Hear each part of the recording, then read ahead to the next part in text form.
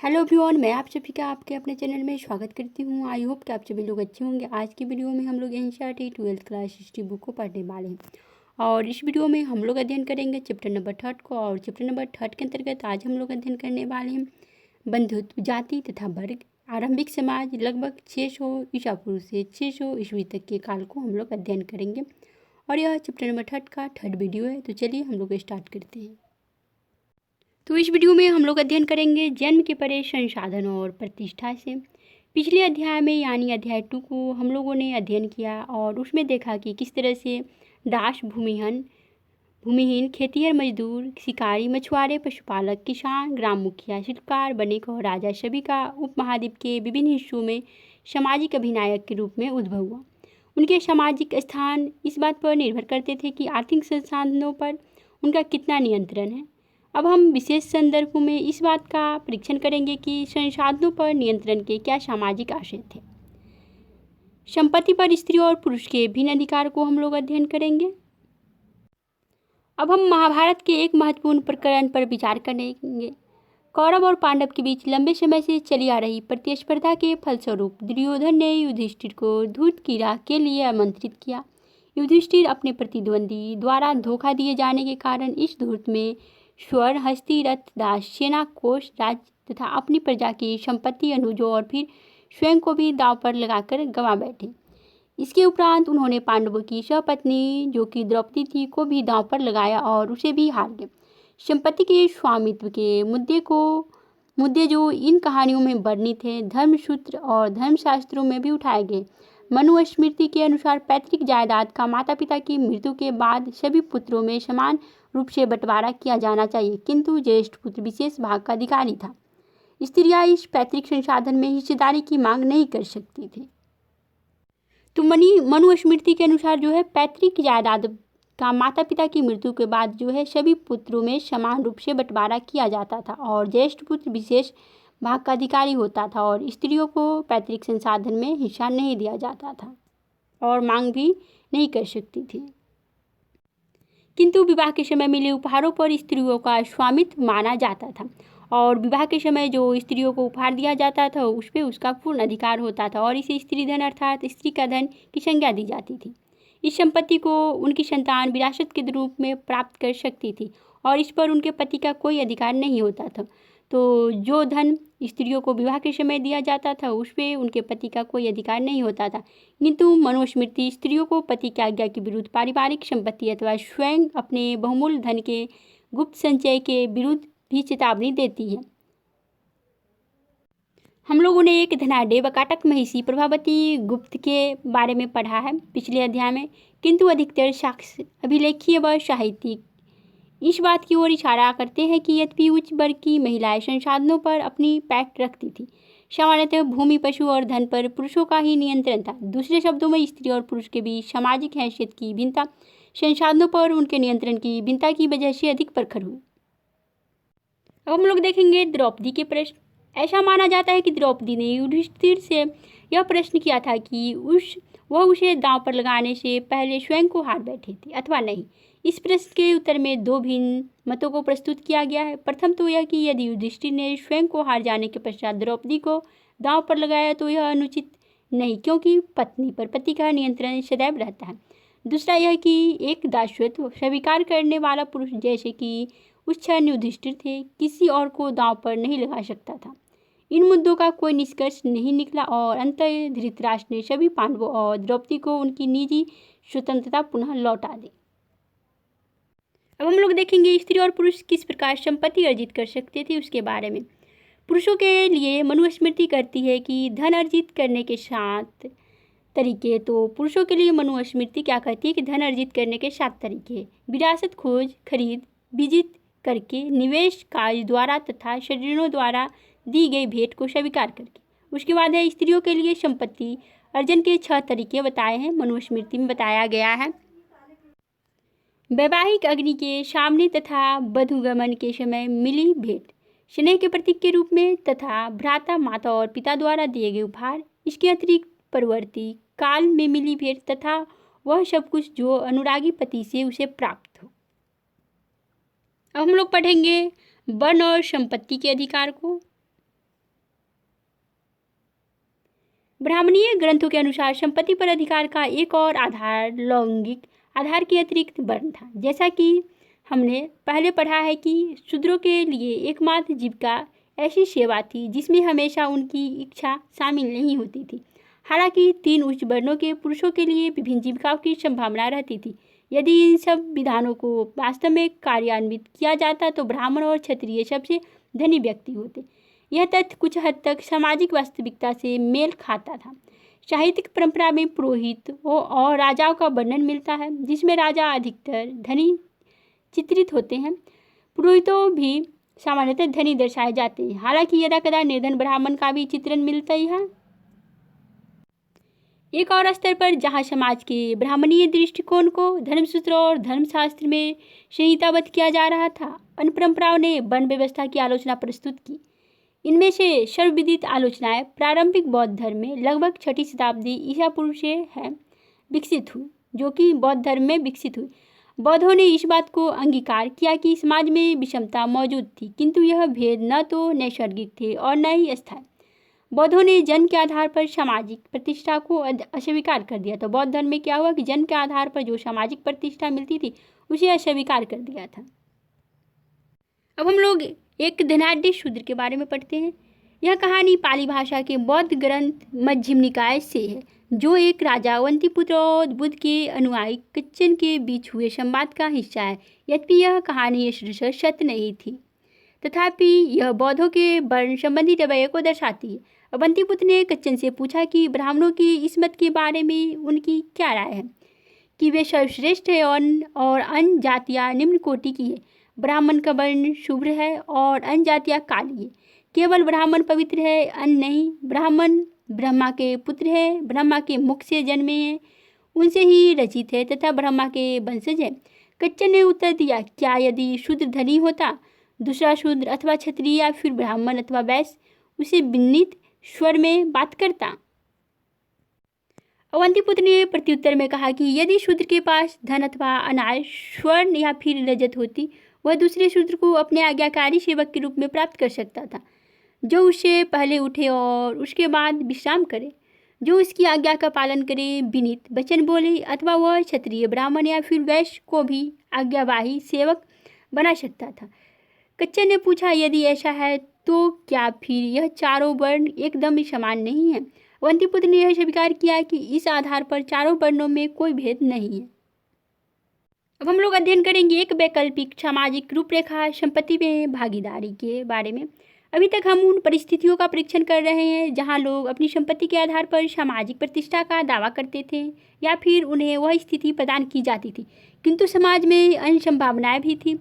वह स्थिति जहां दानशील आदमी का सम्मान किया जाता था तथा कृपण व्यक्ति अथवा वह जो स्वयं अपने लिए संपत्ति संग्रहण करता था घृणा का पात्र होता था। प्राचीन तमिलकम एक ऐसा ही क्षेत्र था जहां उपरोक्त आदर्शों को संजोया जाता था।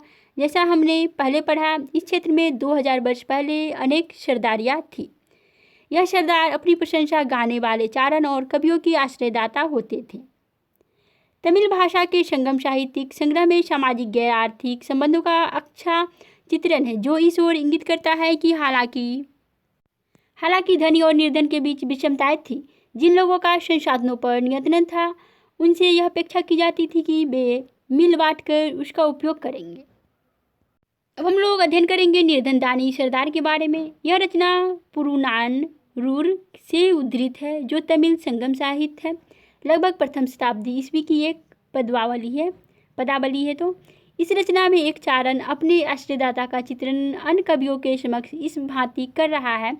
उसके आश्रयदाता पास हर रोज दूसरों पर खर्चा करने के लिए धन नहीं है, किंतु वह इतना उच्चा भी नहीं है कि यह कहकर कि मेरे पास कुछ नहीं है दान देने से मना कर दे। वह ईर्ष्यी एक स्थान में रहता है और दान प्रिय है। वह चारणों की शुद्धा का शत्रु है। यदि तुम अपनी गरीबी को समाप्त करना चाहो तो मेरे साथ आओ। तुम सभी चारण जिनके होठ इतने दक्ष हैं, यदि हम उससे प्रार्थना करेंगे और अपनी भूख से छीन हुई पसलियाँ उसे दिखाएंगे तो वह अपने गांव के लोहार के पास जाएगा और उस सक्षम हाथ वाले से कहेगा, मुझे युद्ध के लिए एक लंबा भाला तैयार कर दो, एक ऐसा भाला जिसका सीधा फलक हो। एक सरदार और उसका अनुयायी पत्थर की मूर्ति अमरावती आंध्र प्रदेश से मिली है, जो कि लगभग दूसरी शताब्दी ईस्वी का है। तो यह है। अब हम लोग अध्ययन करेंगे सामाजिक विषमताओं की व्याख्या, एक सामाजिक अनुबंध के बारे में। बौद्धों ने समाज में फैले विषमताओं के संदर्भ में एक अलग अवधारणा प्रस्तुत की। साथ ही समाज में फैले अंतर्विरोधों को नियमित करने के लिए जिन संस्थानों की आवश्यकता थी, उस पर भी अपना दृष्टिकोण सामने रखा। शुद्ध पिटक नामक ग्रंथ में एक मिथक वर्णित है, जो यह बताता है कि प्रारंभ में मानव पूर्णतया विकसित नहीं थे।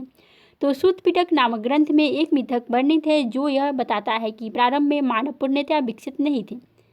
वनस्पति जगत भी अविकसित था। सभी जीव शांति के एक निर्वाध लोक में रहते थे और प्रकृति से उतना ही ग्रहण करते थे जितनी एक समय के भोजन की आवश्यकता होती है। किंतु यह व्यवस्था क्रमशः पतनशील हुई। मनुष्य आधिकारिक, लालची, प्रतिहिंसक और कपटी हो गए। इस स्थिति में उन्होंने विचार किया कि क्या हम एक ऐसे मनुष्य का चयन करें जो उचित बात पर क्रोधित हो, जिसकी प्रताड़ना की जानी चाहिए उसको प्रताड़ित करे, और जिसे निष्कासित किया जाना हो उसे निष्कासित करें। बदले में हम उसे चावल का अंश देंगे। सब लोगों द्वारा चुने जाने के कारण उसे महासम्मत की उपाधि प्राप्त होगी। इससे यह ज्ञात होता है कि राजा का पद लोगों द्वारा चुने जाने पर निर्भर करता था। कर वह मूल्य था जो लोग राजा की इस सेवा के बदले उसे देते थे। यह मिथक इस बात को भी दर्शाता है कि आर्थिक और सामाजिक संबंधों को बनाने में मानवीय कर्म का जो है बड़ा हाथ था। इसके कुछ और आशय भी है। उदाहरणतः यदि मनुष्य स्वयं एक प्रणाली को बनाए रखने के लिए जिम्मेदार थे, तो भविष्य में उसमें परिवर्तन भी ला सकते थे। अब हम लोग पढ़ेंगे साहित्यिक स्रोतों का इस्तेमाल इतिहासकार और महाभारत में कैसे किया गया है उसके बारे में। यदि आप इस अध्याय के स्रोतों की ओर गौर करें तो आप पाएंगे कि इतिहासकार किस ग्रंथ का विश्लेषण करते समय अनेक पहलुओं पर विचार करते हैं तथा इस बात का परीक्षण करते हैं कि ग्रंथ किस भाषा में लिखा गया है। पाली प्राकृत अथवा तमिल जो आम लोगों द्वारा बोली जाती थी। तो आम लोगों की भाषा क्या थी? पाली प्राकृत अथवा तमिल आम लोगों द्वारा बोली जाने वाली भाषा थी। अथवा संस्कृत जो विशिष्ट रूप से पुरोहित और खास वर्ग द्वारा प्रयोग में लाई जाती थी। तो संस्कृत जो भाषा थी वह विशिष्ट रूप से पुरोहितों और खास वर्ग द्वारा प्रयोग में लाई जाती थी। इतिहासकार ग्रंथ के प्रकार पर भी ध्यान देते हैं। क्या यह ग्रंथ मंत्र थे जो अनुष्ठानकर्ताओं द्वारा पढ़े और उच्चारित किए जाते थे, अथवा ये कथा ग्रंथ थे जिन्हें लोग पढ़ और सुन सकते थे तथा दिलचस्प होने पर जिन्हें दोबारा सुनाया जा सकता था। इसके अलावा इतिहासकार लेखक के बारे में भी जानने का प्रयास करते हैं, जिनके दृष्टिकोण और विचारों में ने ग्रंथों को रूप दिया। इन ग्रंथों के श्रोताओं का भी इतिहासकार परीक्षण करते हैं, क्योंकि लेखकों ने अपनी रचना करते समय श्रोताओं की अभिरुचियों पर ध्यान दिया होगा। इतिहासकार ग्रंथ के संभावित संकलन या फिर रचना काल और उसकी रचना भूमि का भी विश्लेषण करते हैं। इन सब मुद्दों का जायजा लेने के बाद ही इतिहासकार किसी भी ग्रंथ की विषय वस्तु का इतिहास के पुनर्निर्माण के लिए इस्तेमाल करते हैं। महाभारत जैसे विशाल और जटिल ग्रंथ के संदर्भ में आप कल्पना कर सकते हैं कि यह कार्य कितना कठिन होगा। अब हम लोग पढ़ेंगे भाषा एवं विषय वस्तु के बारे में। अब हम ग्रंथ की भाषा की ओर देखते हैं। महाभारत का जो पाठ हम इस्तेमाल कर रहे हैं वह संस्कृत में। यद्यपि अन्य भाषाओं में भी इसके संस्करण मिलते हैं, किंतु महाभारत में प्रयुक्त संस्कृत वेदों अथवा प्रशस्तियों की संस्कृत से कहीं अधिक सरल है। अतः यह संभव है कि इस ग्रंथ को व्यापक स्तर पर समझा जाता था।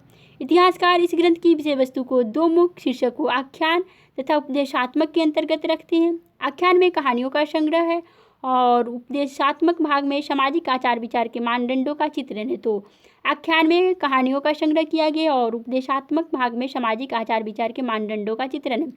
उपदेशात्मक शब्द का तात्पर्य है निर्देश अथवा शिक्षा देना, किंतु यह विभाजन पूरी तरह अपने में एकांकी नहीं है। उपदेशात्मक अंशों में भी कहानियाँ होती हैं और बहुधा आख्यानों में समाज के लिए एक सबक निहित रहता है। अधिकतर इतिहासकार इस बात पर एकमत है कि महाभारत वस्तुतः एक भाग में नाटकीय कथानक है, जिसमें उपदेशात्मक अंश बाद में जोड़े गए हैं। श्री कृष्ण अर्जुन को उपदेश देते हुए महाभारत का सबसे महत्वपूर्ण उपदेशात्मक अंश भगवत गीता है, जहाँ कुरुक्षेत्र की युद्ध भूमि में श्री कृष्ण अर्जुन को उपदेश देते हैं। इस दृश्य को चित्रों और मूर्तिकला में कई बार दर्शाया गया। इस चित्र का काल 18वीं शताब्दी है। आरंभिक संस्कृत परंपरा में महाभारत को इतिहास की श्रेणी में रखा गया है। तो आरंभिक संस्कृत परंपरा में जो है महाभारत को इतिहास की श्रेणी में रखा जाता है। इस शब्द का अर्थ है ऐसा ही था। क्या महाभारत में सचमुच में हुए किसी युद्ध का स्मरण किया जा रहा था? इस बारे में हम निश्चित रूप से कुछ नहीं कह सकते। कुछ इतिहासकारों का मानना है कि स्वजनों के बीच हुए युद्ध की स्मृति ही महाभारत का मुख्य कथानक है। अन्य इस बात की ओर इंगित करते हैं कि हमें युद्ध की पुष्टि किसी और साक्ष्य से नहीं होती। अब हम लोग पढ़ेंगे लेखक, एक या कई और तिथियां के बारे में। यह ग्रंथ किसने लिखा? इस प्रश्न के कई उत्तर हैं। संभवतः मूल कथा के रचयिता भाट सारथी थे, जिन्हें सूत कहा जाता था। तो संभवतः मूल कथा के रचयिता जो थे भाट सारथी थे, जिन्हें सूत कहा जाता था। ये क्षत्रिय योद्धाओं के साथ युद्ध क्षेत्र में जाते थे और उनकी विजय व उपलब्धियों के बारे में कविताएं लिखते थे। इन रचनाओं का प्रेषण मौखिक रूप में हुआ। तो पहले जो है इन कथाओं का प्रेषण जो है मौखिक रूप में हुआ था। 5वीं शताब्दी ईसा पूर्व से ब्राह्मणों ने इस कथा परंपरा पर अपना अधिकार कर लिया और इसे लिखा। यह वह काल था जब कुरु और पांचाल, जिनके इर्द गिर्द महाभारत की कथा घूमती है, मात्र सरदारी ने से राजतंत्र के रूप में उभर रहे थे।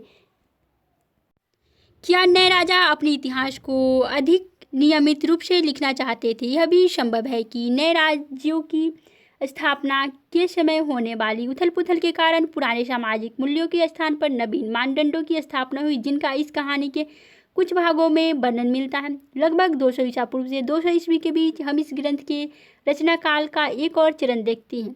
यह वह समय था जब विष्णु देवता की आराधना प्रभावी हो रही थी तथा श्री कृष्ण को, जो इस महाकाव्य के महत्वपूर्ण नायकों में से हैं, उन्हें विष्णु का रूप बताया जा रहा था। कालांतर में लगभग 200 से 400 ईस्वी के बीच मनुस्मृति से मिलते जुलते बृहत उपदेशात्मक प्रकरण महाभारत में जोड़े गए। इन सब परिवर्धनों के कारण यह ग्रंथ, जो अपने प्रारंभिक रूप में संभवतः 10,000 श्लोकों से भी कम रहा होगा, बढ़कर 1,00,000 श्लोक वाला हो गया। तो महाभारत में अभी जो है 1,00,000 श्लोक हो गया।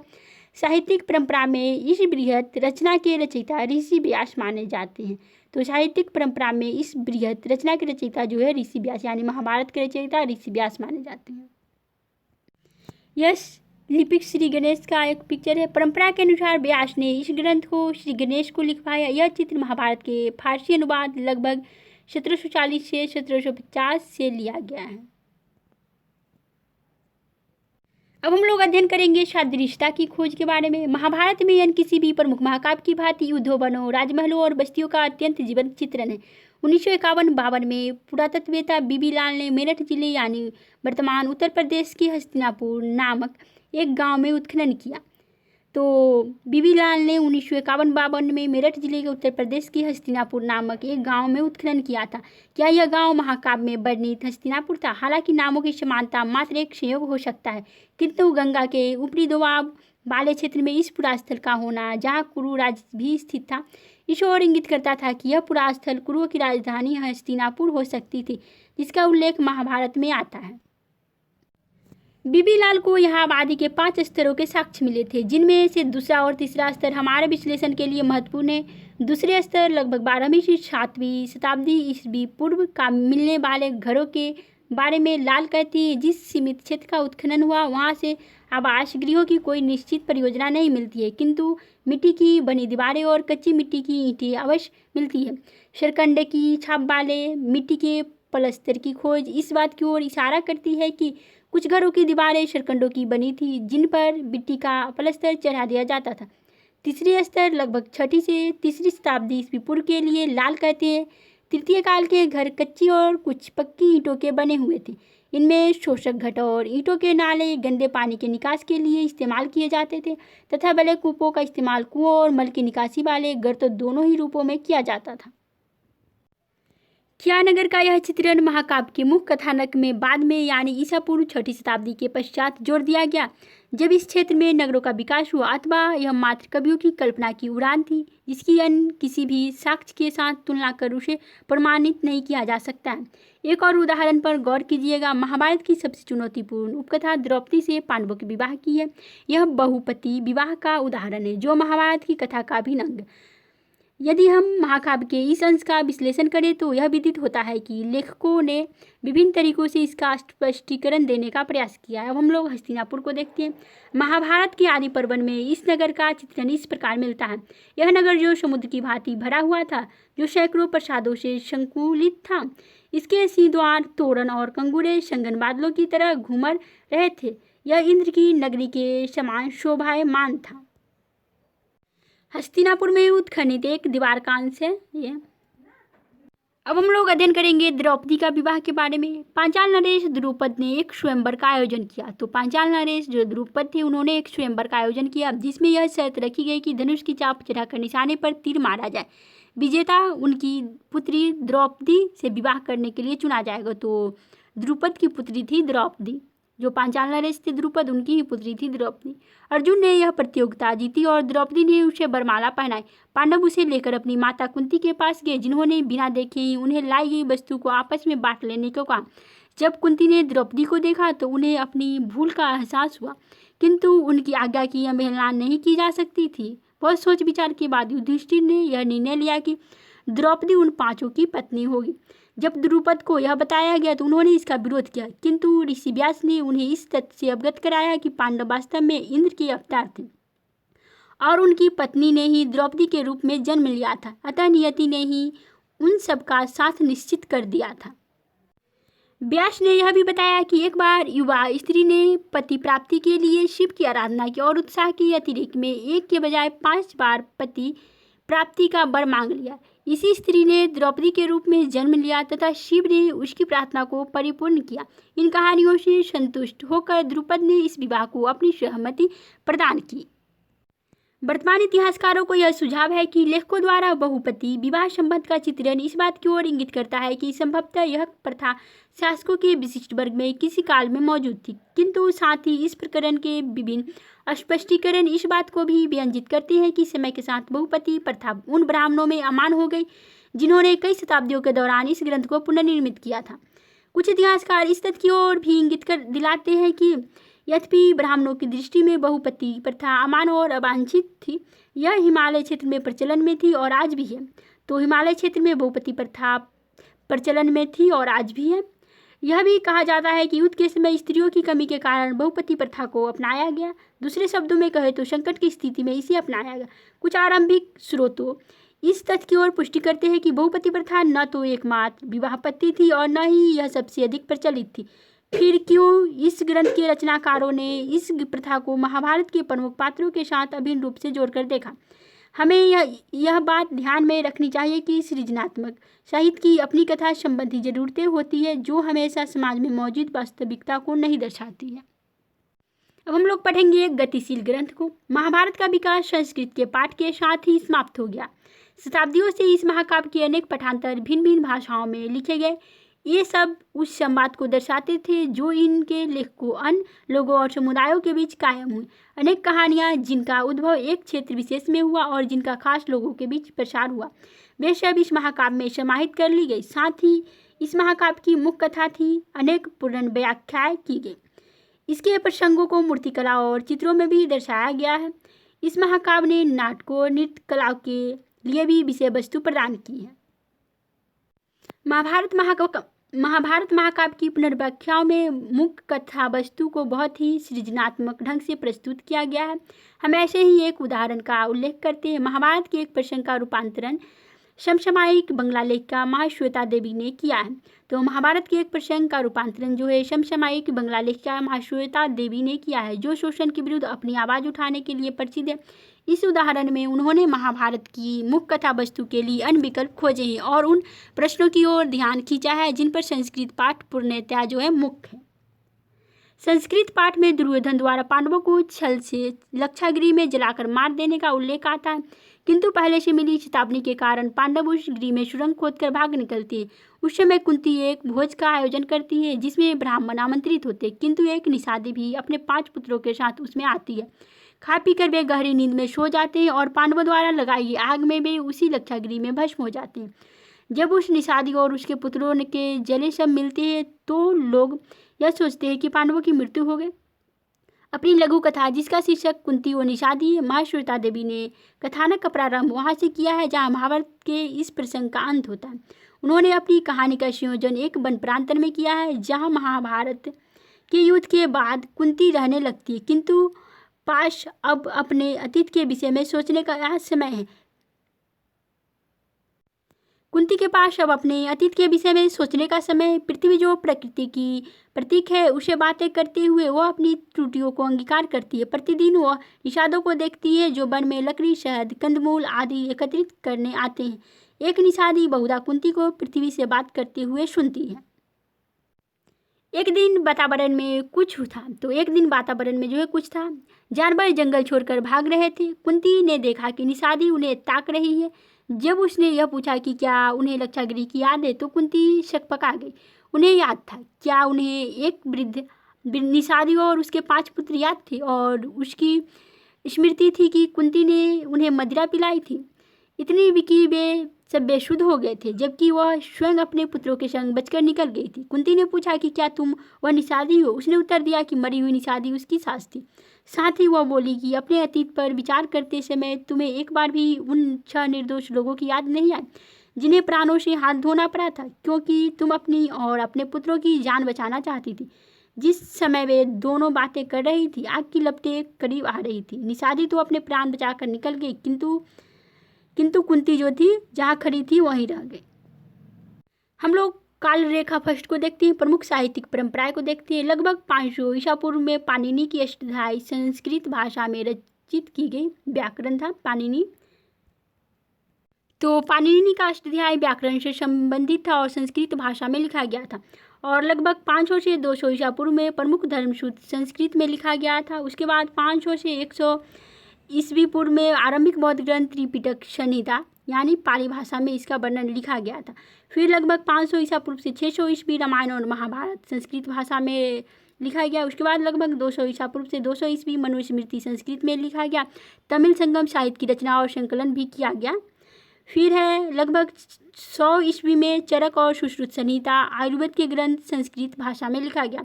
उसके बाद लगभग 200 ईस्वी से पुराणों का संकलन किया गया संस्कृत भाषा में। लगभग 300 ईस्वी में भरत मुनि का नाट्यशास्त्र संस्कृत भाषा में लिखा गया। उसके बाद लगभग 300 से 600 ईस्वी में अन्य धर्मशास्त्र संस्कृत भाषा में लिखे गए। उसके बाद लगभग 400 से 500 ईस्वी में संस्कृत नाटक कालिदास के साहित्य सहित खगोल व गणित शास्त्र पर आर्यभट्ट और बाराहमिरी के ग्रंथ संस्कृत में लिखे गए। जैन ग्रंथ का संग्रहण